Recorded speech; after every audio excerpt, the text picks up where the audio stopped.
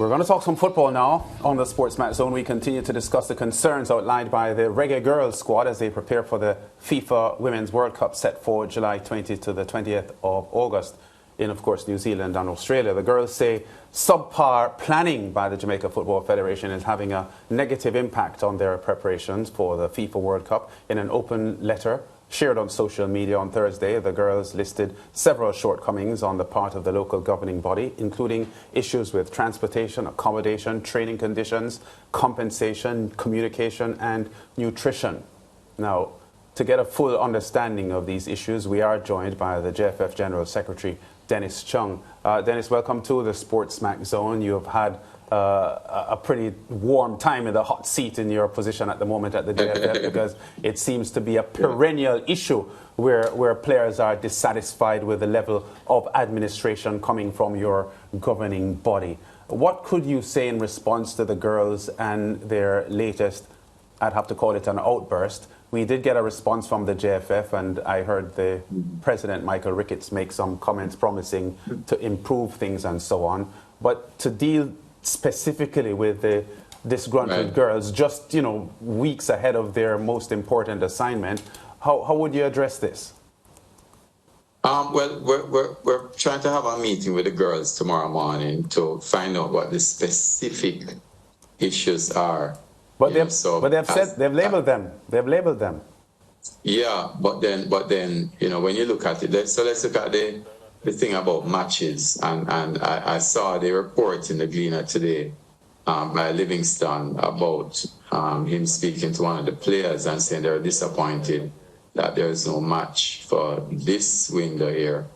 The fact is that we did have a match, and the match was on the table for the coach.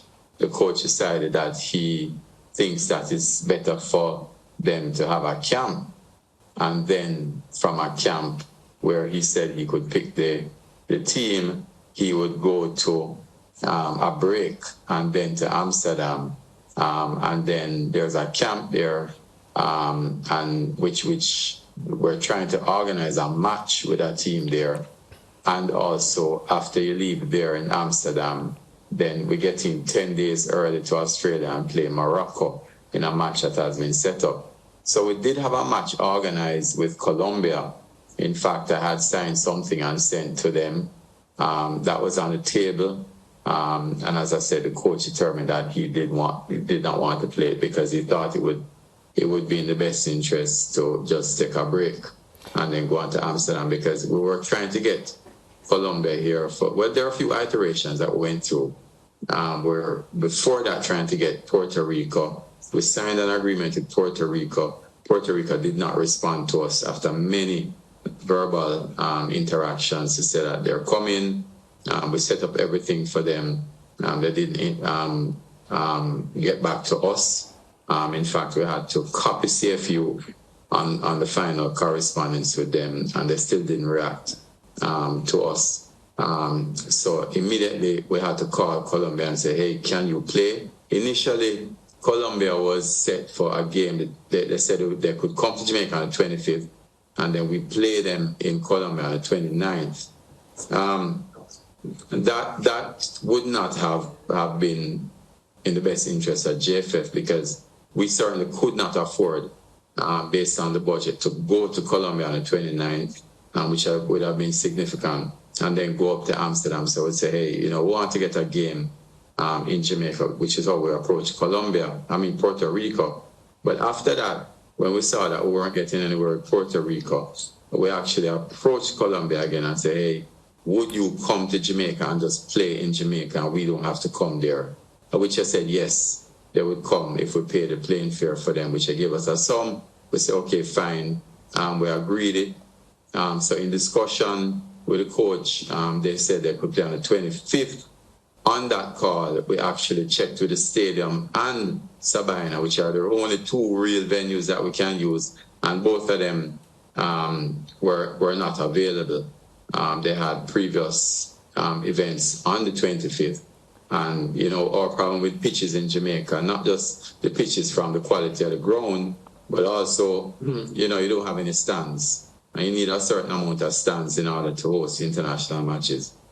So on the same call, we said, hey, you know, I was on one call, spoke to the Colombian guy on the other and said, can you do the 29th? By this time, we'd have already signed with them, sent us a letter to them agreeing.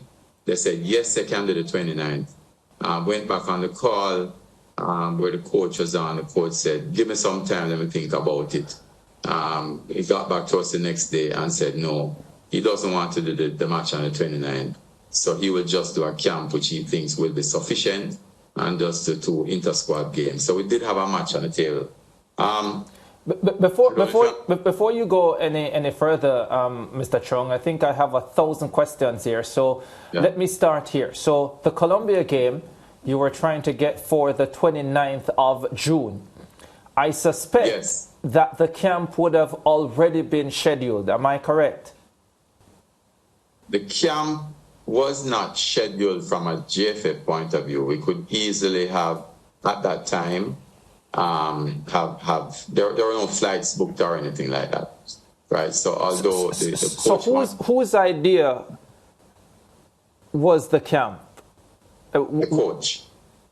And the JFF only knew about that camp at the point when the game was close to being finalized for the 29th? That is when we were told that he would rather do a camp June 11th to 20th, because he was planning for it at that time, yes. So the camp just came out of thin air? Well, apparently the plan was being made by the coach and the technical staff, and we were busy planning the game. But I don't understand, Mr. Chung. How can the coach and the technical staff be making a plan without the JFF being involved? No, let me say this. Remember that we were originally supposed to do a game the 15th and the 18th with Puerto Rico, right? Nothing was confirmed. And then after that, we went to Colombia and we said, can you come? They said they can come on the 25th. We said, okay, fine. On that game, on that call, we found out that none of the venues were available. So we said, can you come on the 29th? So there was discussion, let me correct that. There was discussion about the team coming in earlier to play on the 15th and the 18th, right? But nothing was confirmed. So we were trying to confirm the Colombia game because we thought a game would have been very important for Jamaica, going off to the World Cup, seeing the girls. But, you know, that was our point of view as administrators. Of course, you know, the technical staff has to make the final decision, and they thought that it would be best to do the camp the 11th to 20th. So the camp is the 11th to the 20th of July, of June. Yes, it's finishing now. Okay, but there's also a camp in Amsterdam. Right. When is that camp? That's the camp I'm talking about, you know. It's the camp in Amsterdam. That camp is planned already, yes. That camp was planned already. So that camp was previously planned, wasn't it? Yes. So the idea that we had as the administrators is that we could play the game against Colombia and then go to the camp. When is that camp scheduled for? Right, when is the Amsterdam camp scheduled for? I know I have to be specific with the different camps because there's an ongoing camp now. Right, they go off on the 1st of July to Amsterdam. And that camp will last for how long? For 10 days, and then they go to Australia 10 days before and play Morocco before they start their first game. And the thinking of the coach was that to do a game on the 29th and then leave immediately for another camp might be too much for the girls? Yes, that was the thinking. Do you consider that to be a fair thought process?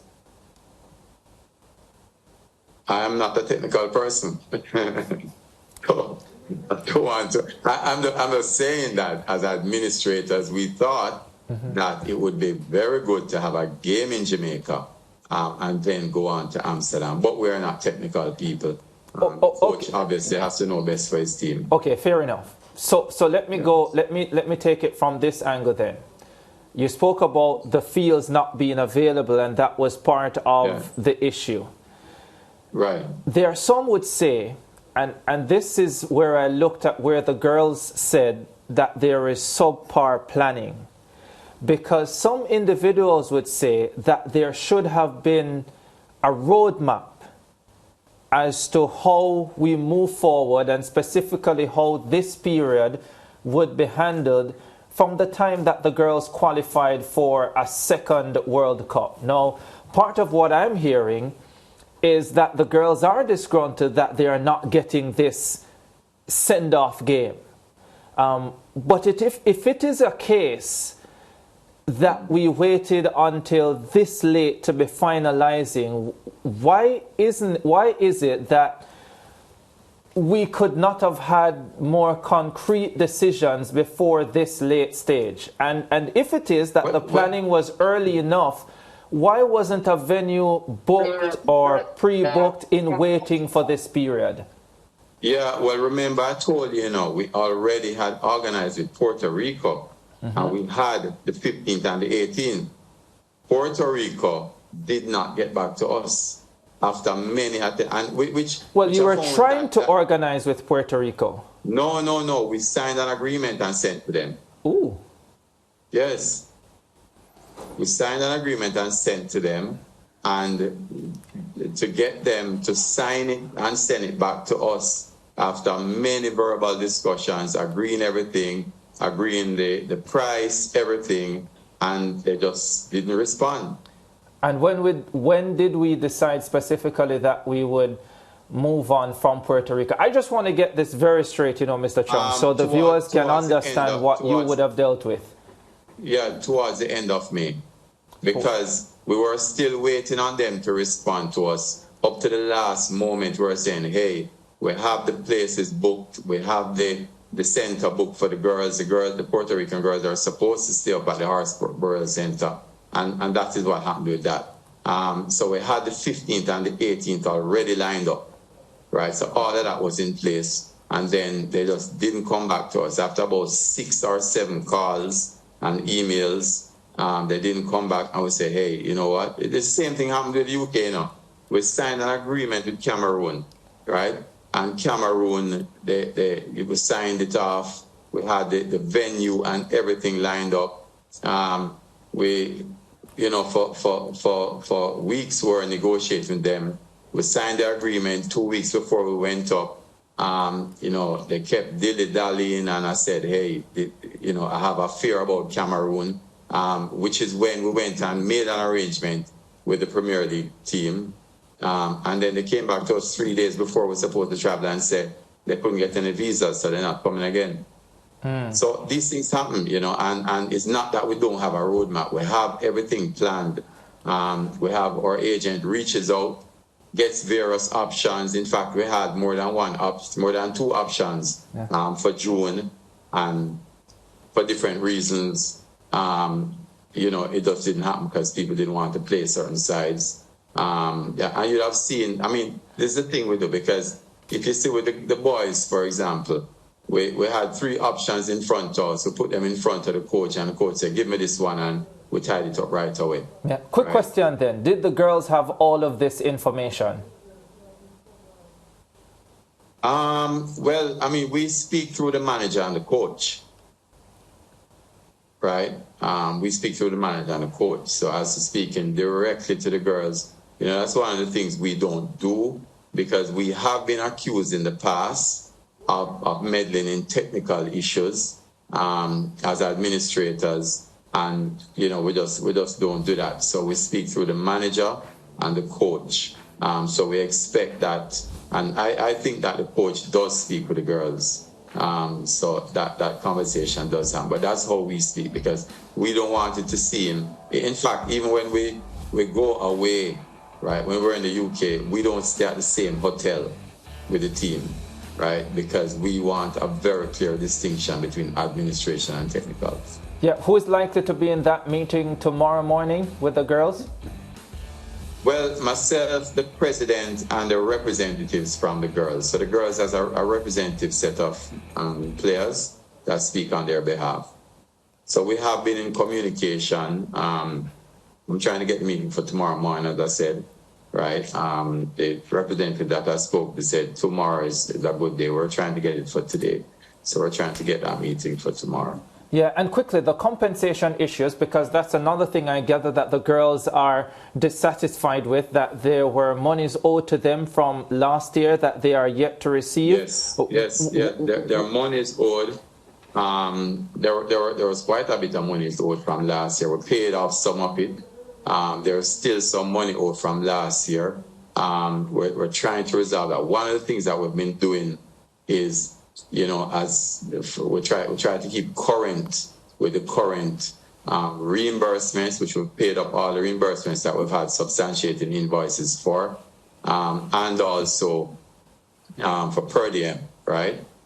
We've paid up some of what we had last year also, because we had some outstanding per diem from last year, from as early as I think about January, February. And the commitment that the president has made also is that the final amount in terms of everything that's outstanding from last year up until now will be paid out of the prize money and the Adidas incentive that we're getting. So by the end of the World Cup, we should see those things paid off. Is the JFF struggling so badly that per diem can't be paid right away on arrival? The JFF has had a significant financial issue. It has improved, right? But the JFF has had a significant shortfall. I mean, the debt that the JFF has, a lot of people don't understand, has been coming forward for a while, It's just last year, right, that we paid up all of the outstanding tax principal that we had outstanding for the government, to the point now where we have a tax compliance certificate now, which the JFF did not have for maybe 10 years or more before that. And there's a lot of money that was owed. So it has been significant. I don't think that, if we were to cut everything now and say that we don't have to deal with any back debt, I think we'd be in a much, much better position right now, right? Because I can tell you, at the end of May, we have made a year-to-date surplus, right? But it has been a lot of things that has happened in terms of, expenditure controls, putting policies in place. But there's a significant debt that has been coming forward, not just from last year, but for maybe 10 years from before that. And as I said, we just paid up all our outstanding tax principal liabilities last year, and now have a tax compliance certificate, which is a significant thing for the JFF, because it means now that we can import things in our own name. Before, we were importing things in the name of another organization, that a government organization, nothing legal. But we can do that now. So we're chipping away at it, right? But the legacy debt is an issue. And we have to take time and deal with that, because you'd say that it's only recently we had sponsors coming back on. Before that, it's all FIFA money we're dealing with. Yeah, well, we're fast out of time, Mr. Chong. Thank you so much for joining us and being candid as usual. Of course, I really do hope that the JFF and the Reggae Girlz can have an open and honest discussion on Tuesday morning, because based on everything that you have told us this afternoon, I am now starting to struggle to understand why that letter would have been sent last week, or why it would have been posted on social media. So hopefully come tomorrow morning, you'll be in a better position to have an understanding of what the issues really are. Thank you very much for joining us, and all the best. Yeah, man, no problem. All right. Dennis Strong, General Secretary of the Jamaica Football Federation. We take a break. We're still going to be talking football. We're still going to be talking reggae. But it's the boys next.